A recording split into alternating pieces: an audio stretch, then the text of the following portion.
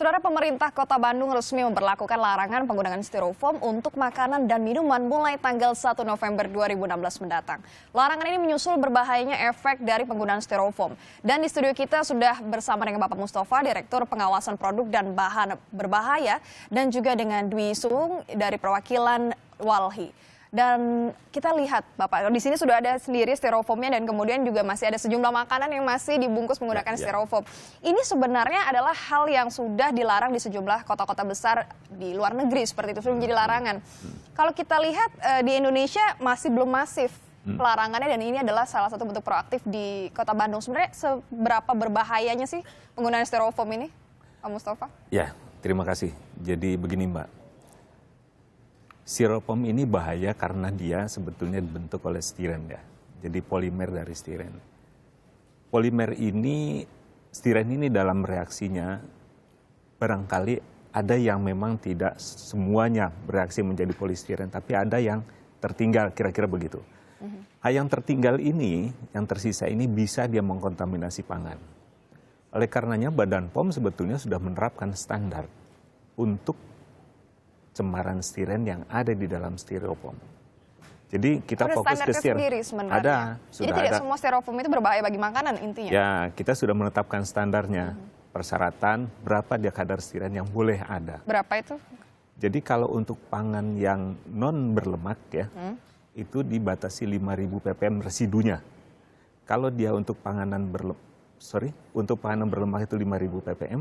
Yang berlemak ya, kalau non? Kalau yang non lemak itu 10.000 ppm. Jadi itu batasan, itu residu ya. Kalau sekarang yang beredar di pasaran itu kira-kira gimana? Kita pernah melakukan pengawasan, ya artinya bukan pernah ya, kita melakukan pengawasan berkaitan dengan kemasan ini. Hasilnya memang kisarannya antara 5-10% dari batas maksimalnya. Jadi dari segi seperti itu sebetulnya posisi stiren masih aman. Hanya persoalannya adalah manakala itu dikaitkan dengan lingkungan, saya kira. Karena begitu dibuang, dia kan ada di lingkungan dan stirennya pun boleh jadi dia masuk ke dalam lingkungan kan gitu. Juga. Ya. Oke, bicara soal lingkungan ini Mas Dwi, memang seberbahaya apa sih sebenarnya dari penggunaan styrofoam ini? Untuk makanan sudah berbahaya, kalau di lingkungan sendiri begitu dibuang menjadi limbah? Kalau kita lihat si styrofoam ini produknya tidak bisa dijadikan apapun gitu ya. Dia sudah nggak bisa di-recycle, nggak bisa diapa-apakan. Walaupun dia di lingkungan jumlahnya kecil sebenarnya dari sisi sampah gitu ya, 5-10%. Kecil sebenarnya penggunaan 5-10% gitu ya. Dari total volume sampah hanya 5-10% lah. Cuma dia nggak bisa diapa-apain. Jadi kalau misalnya yang lain itu bisa diolah, daur ulang, atau bisa terurai gitu ya. Cuma dia tidak bisa diapa-apakan. Jadinya walaupun kecil tapi terus dia konsisten ada terus. Nah itu makanya yang membuat sebenarnya wali kota mungkin saya lihat ya, dia melihat di sungai itu tumpukan sampahnya banyak kan styrofoam gitu ya. Itu nggak bisa diapa-apain, akhirnya dilarang aja lah daripada dia tidak bisa diapa-apakan gitu ya. Tapi yang menjadi menarik adalah di Bandung sendiri. Apakah memang jumlah styrofoam di Bandung ini sudah begitu banyak ya untuk limbah di sana? Kenapa harus Bandung duluan gitu? Kalau Mas Dwi sendiri melihatnya gimana? Kalau saya lihat juga, kalau ini ya kita bersih-bersih di Kapundung gitu ya, di Kapundung Kolot gitu ya, yang ke arah Sungai Citarum itu kelihatan di permukaan itu putih semua styrofoam. Jadi yang diangkat itu ya itulah yang paling banyak. Kalau kita lihat juga sebenarnya kalau di peraturannya ya, di Undang-Undang Persampahan, kemudian di PP 81-nya yang mengatur sampah rumah tangga dan sejenis, itu ada soal itu, tanggung jawab produsen ya untuk mengurangi sampah yang tidak bisa diapa-apakan atau dia bertanggung jawab terhadap sampahnya gitu ya. Nah, styrofoam ini salah satu yang paling sulit tuh di akhir, dia tidak bisa diapa-apain gitu ya. Kalau bisa ya produsen dia mulai ya pelarangan soal ini ya. Jadi memang intinya ke produsen yang harus disosialisasikan sendiri. Ya, produsen. Terus gimana nih Pak? Ya. Apakah sudah ada pelarangan atau bahkan sosialisasi untuk pedagang? Karena pasti akan sulit bagi mereka ya untuk terbiasa. Ya, betul. Jadi kita sudah memulai ya. Beberapa saat yang lalu kita di lingkungan terbatas dulu menyampaikan hal ini. Sebetulnya dari tahun 2009 juga kita sudah menyampaikan peringatan. Oh, sudah cukup lama Pak, 2009? Ya, 2009 itu dari hasil pengawasan memang belum sampai, saya katakan tadi, belum sampai pada tahap membahayakan, tetapi kita harus berupaya. Karena apa? Degradasi di alamnya lama.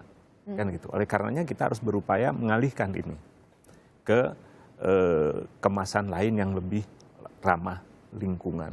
Jadi beberapa waktu yang lalu sudah dilakukan sosialisasi. Sudah, Terus ya. bagaimana Pak respon sendiri gitu dari penjual, produsen seperti itu? Memang sebetulnya akan sangat bergantung manakala ada solusi yang lebih tepat. Sekarang ini sebetulnya kemasan kertas yang ada di Indonesia ini sudah baik ya, dan dia mudah didegradasi di alam. Saya kira itu salah satu alternatif ya, walaupun alternatif yang terbaiknya bukan di sana. Oke. Jadi memang sebetulnya kalau kemasan kita mencari kemasan yang paling betul-betul aman, diantaranya saat ini mungkin hanya kemasan gelas ya, karena itu yang inert. Kemasan gelas ya. yang paling aman. Nih Pak, sedikit lagi kita singgung kembali mengenai makanan. Ini kan kebetulan ada makanan panas Pak. Sebelumnya itu memang dikemas dengan styrofoam. Ini untuk ibu-ibu yang ada di rumah mungkin juga menjadi pertanyaan. Apakah ini sangat berbahaya dalam kondisi makanan yang panas atau dingin gitu? Itu juga berpengaruh dengan yang ada di kandungan di dalamnya. Ya, jadi styrofoam ini dari dulu kita katakan untuk pangan-pangan berlemak, apalagi dalam kondisi panas, memang tidak dianjurkan kita menggunakan styrofoam. Karena apa? Stirennya mudah bermigrasi. Dalam keadaan Dan makanan yang panas itu? Panas, berminyak, atau mengandung alkohol ya. Nah, jadi itu mudah bermigrasi. Jadi seperti ini, biasanya kan kalau kita lihat pedagang, itu mereka tidak langsung biasanya ke styrofoamnya. Tapi Mungkin itu yang Bapak lihat, sebagian juga ada yang langsung Bapak ditaruh di dalam makanan. Ada yang menggunakan pelapis, ya pelapis. Mereka sebetulnya mungkin ada pemikiran ya bahwa barangkali dengan menambahkan plastik ini bisa ditekan itu, ya. Ternyata juga menambahkan masalah baru. Plastik juga sama, ini kan styrofoam plastik, itu juga plastik ya. Jadi tambahkan plastik juga menambah persoalan baru. Plastiknya ini apakah plastik yang memang biasa untuk pangan atau tidak kan itu. Jadi sekali lagi untuk panganan panas, berlemak kan gitu. Ini saya melihat dari hasil kajian kita sebetulnya memang penggunaan styrofoam yang digunakan oleh pedagang-pedagang itu memang kalau kita urutkan itu kebanyakan gunakan untuk pangan-pangan berlemak. Nasi goreng, ayam goreng kan bungkusnya. Semuanya juga panas dan menggunakan plastik. Ya. Terus Mas Dwi, ini kan jadi pertanyaan juga, kalau misalkan styrofoam tidak bisa digunakan, lalu pakai apa saja sih yang bisa jadi packaging dari makanan? Ini kan jadi pertanyaan, apa sih yang aman untuk lingkungan, seperti itu? Sebenarnya masih banyak ya. Kalau Apa tuh?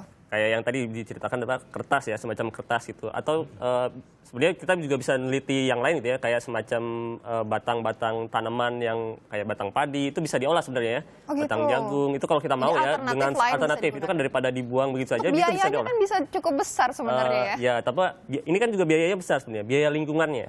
Biaya lingkungan. Biaya lingkungannya besar, cuma kita selama ini kan tidak pernah bisa ini ya, menghitung itu ya, tidak dihitung gitu ya. Misalnya kalau sekarang ada rencana misalnya ini mau dibakar gitu ya, dengan pembakaran sampah gitu ya. Efeknya untuk polusi. Nah, sebenarnya kalau polusinya tinggi sekali gitu ya, apalagi kalau dia mau menghemat gitu ya, dibakarnya dengan suhu yang sangat rendah. Nah itu pasti keluar racun-racunnya tuh ya. Akhirnya jadi murah kan memang, tapi ya itu racunnya keluar juga, dibakar itu dari keluar racunnya.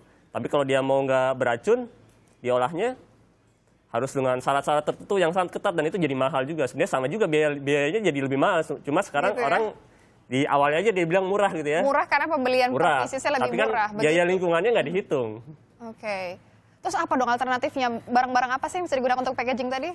Saya kira kita harus sebenarnya balik lagi ke ini ya. Zaman dulu kan orang bawa wadah sendiri, tidak sekali pakai ya. Ini memang sekali pakai ini yang sangat kita hindari sebenarnya, sekali dipakai dibuang gitu ya. Kalau bisa kita ini ya menggunakan bahan-bahan yang bisa dipakai berulang-ulang gitu. Begitu. Jadi memang harus ada proaktif juga dari penggunanya untuk membawa sendiri.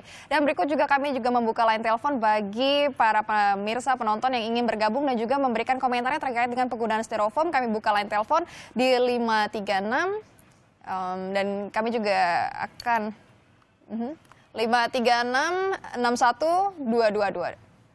Dan kami ulangi lagi di 536612222, silakan bergabung dan bisa langsung menanyakan ke Pak Mustafa dan juga Mas Dwi seperti apa bahayanya juga. Dan kami akan segera kembali usai jeda pariwara berikut ini.